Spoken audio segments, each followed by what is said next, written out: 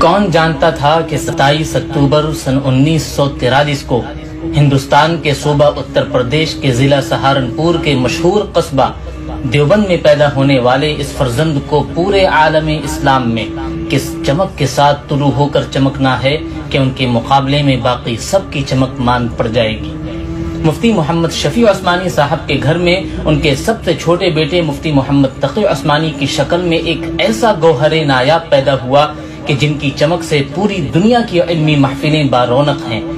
اگرچہ مفتی محمد تقی عثمانی صاحب اپنے والد کے سب سے چھوٹے بیٹے ہیں، لیکن وہ اپنی خدمات میں اپنے بڑے بھائی مفتی محمد رفیع عثمانی صاحب سے بھی بہت آگے ہیں۔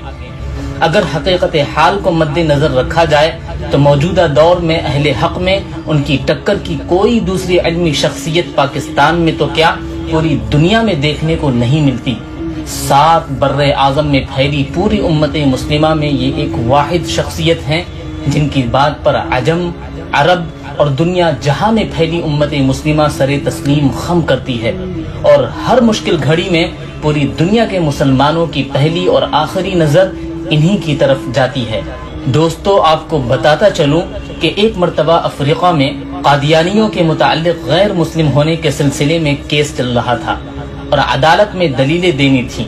تو افریقہ کے مسلمانوں کی نظر پوری دنیا کو چھوڑ کر اس مقصد کے لیے جس ہستی کی طرف پڑی وہ حضرت مفتی محمد تقی عثمانی صاحب تھے، جو افریقہ والوں کی دعوت پر افریقہ گئے اور کورٹ میں اپنی دلیلوں سے قادیانیوں کو کافر ثابت کرنے میں کامیاب رہے۔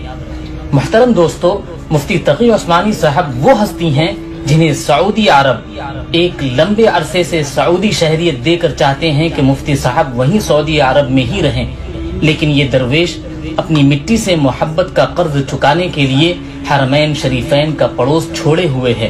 جنہیں ان کے ملک کے حاکموں نے بھلے ہی ملک کا سب سے بڑا ایوارڈ نہ دیا ہو، مگر دنیا کے بڑے بڑے بادشاہوں نے ان کی دینی خدمات کے اعتراف میں انہیں اپنے ملک کا سب سے بڑا ایوارڈ دیا ہے۔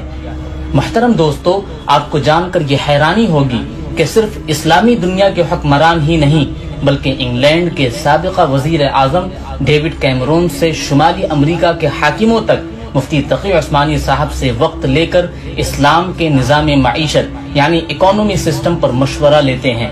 دنیا کی نامور اور مشہور یونیورسٹیز سے لے کر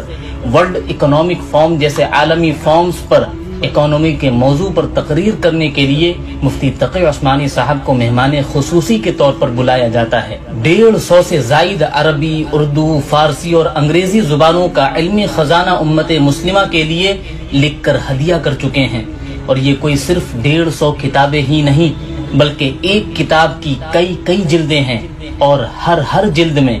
ہزاروں صفحات ہیں۔ پاکستان کی ایک بڑی عدالت سپریم کورٹ میں 20-25 سال چیف جسٹس بھی رہ چکے ہیں۔